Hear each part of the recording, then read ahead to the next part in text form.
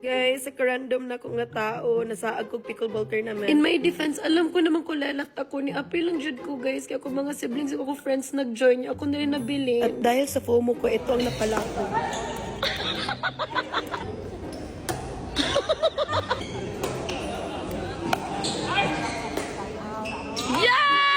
Guys, OA pa jud sila mag-cheer. Taga-point na ko mo nag-championship. And shucks, makagather og attention, guys. Dili biya cute ang akong kabanga in real life. Cute siya sa TikTok. But it's okay, kinakadaog mi ang nga game. Pero gikarga ako sa akong partner. And then after that, wala din mi nakadaog na taktak na dayon mi. Niapas pa jud ang akong mama, guys. Kaya gusto siya magtanaw na ko og play. Pero pag abot niya, taktak na ko, te. So, ni-watch lang siya sa akong ate o sa akong kuya. Na magagaling talaga. Ipakita mo kung sino ka!